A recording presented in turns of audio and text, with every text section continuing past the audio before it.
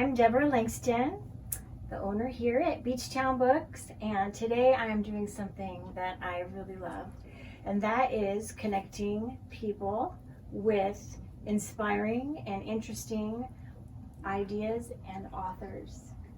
And so today we have Bea Boccalandro, and she has written a book. She's spent a lot of time pouring herself into this book, a lot of care, a lot of research.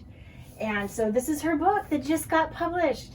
It's called Do Good at Work: How Simple Acts of Social Purpose Drive Success and Fulfillment. Now that's a title we all want to know about. You make it look so good, Debbie. Well, you make the book look good. Well, this is really interesting, and I think it can have a huge impact on a lot of people's lives who are just, they have a job to pay the bills. It's monotonous path of just showing up to do their work and then going home. But you have something better for them with this book. So tell me, why did you write this book? People are interested in the author's perspective, what inspired them. So what inspired you? What started this amazing book? Well, I saw a need that I could meet, and that need is, or I hope I can meet, and that need is the need for work that has meaning, that has purpose. And it turns out that most of us go to work and don't have a sense of purpose, and we don't sit down on Friday at dinner and go, yes, I'm so proud of the work I did this week because I made a difference out there. We know, survey after survey after survey, that the majority of Americans, in fact the majority of global workers, don't have that sense that what they did during the work week mattered. Right. I've heard that a lot. And so something's really interesting about your book is you did a lot of research, and it's grounded in a lot of science. But it reads so easily, and it's stories about people and how they have found social purpose, and it has driven success for them and fulfillment. And so can you, because as readers we're all interested in people and their stories, and we get into them, and we see how their lives change, and then it changes our lives. So can you introduce to us a character or two that changed their life? Yes. So it's interesting to hear what readers, who they become attracted to, which characters. So there's one character in the book, Adesh, and Adesh works as a security officer for TSA at the Dallas airport. And what he decided to do, and he sort of started doing this not very deliberately to ignite purpose in his life, but just because it was kind of fun, and he sings on the side at a band. So he looks at IDs, and he knows people's birthdays, and he knows whose birthday it is that day. And he started just singing a few measures of happy birthday. Of course, he's an amateur singer, so he sings quite well. And you wouldn't want me doing that. That wouldn't be social purpose.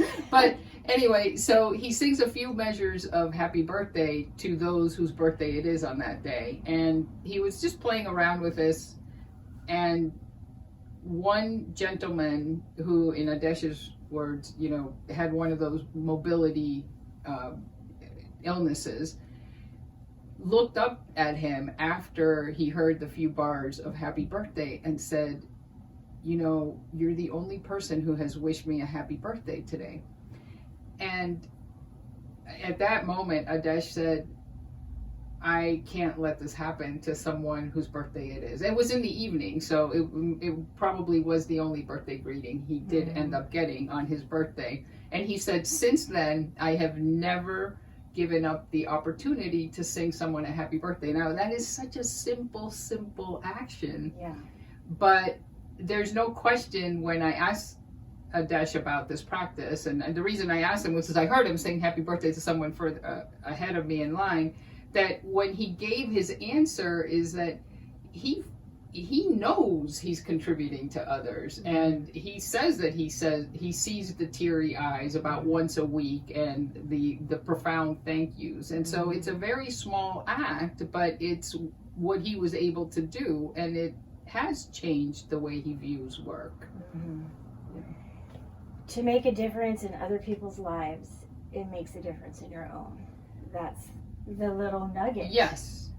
I mean, so you're right, there's 158 footnotes in the book, and there's lots of scientific evidence that what Adesh is doing actually makes him a better worker. So he's more likely to feel into flow. The day is more likely to go by quickly because he knows he's making small contributions to people.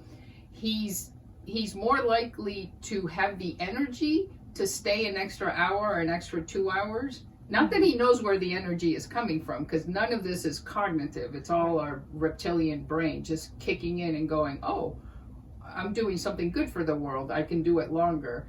He's actually less likely to make mistakes. And then not only is work easier and you produce better work, but then it has all these health effects. So there are studies showing that his immune system is stronger. He's less likely to suffer from mental illness, including depression. He's less likely to wake up at 2 a.m.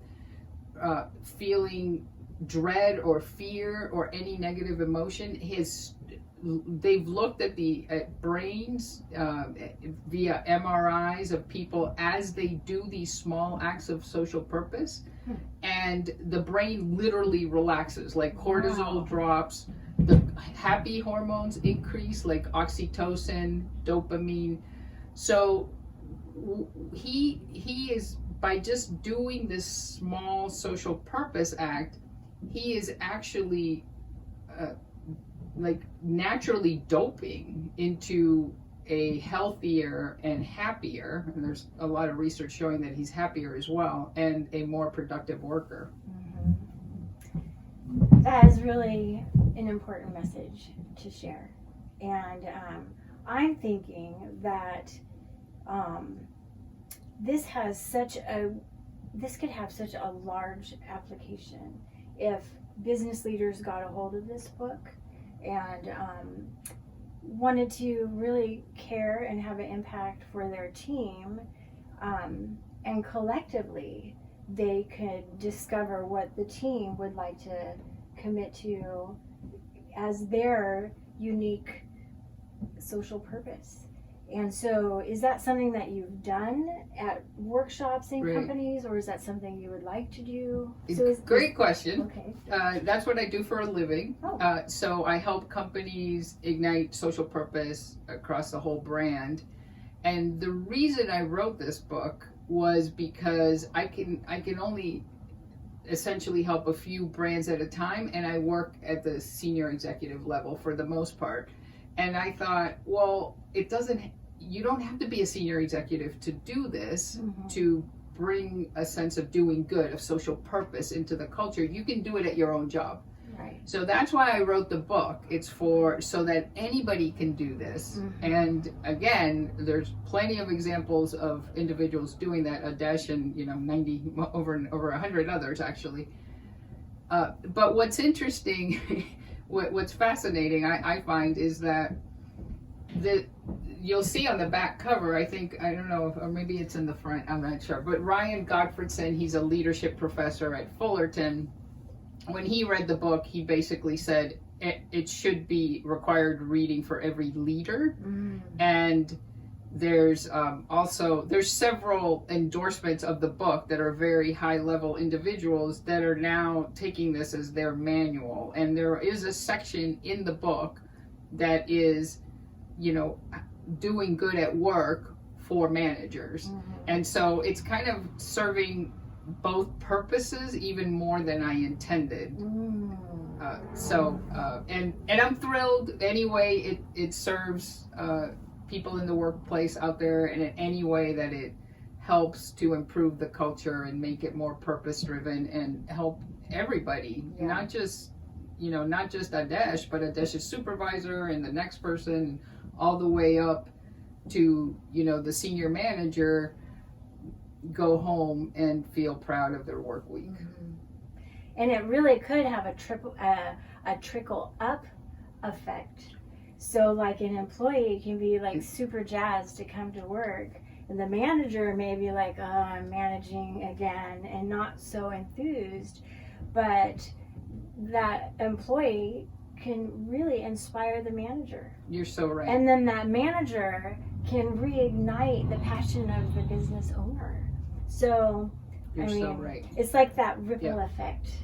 It is, and actually that ripple effect that you're talking about has been studied, and it's 3 times over. So if you show up at work and you start applying this, however way you can, and chances are whoever witnesses it or benefits from your social purpose activities will go out and do that 3 times over, and then that goes 3 times over. So it is a very powerful way to replicate something positive around a culture.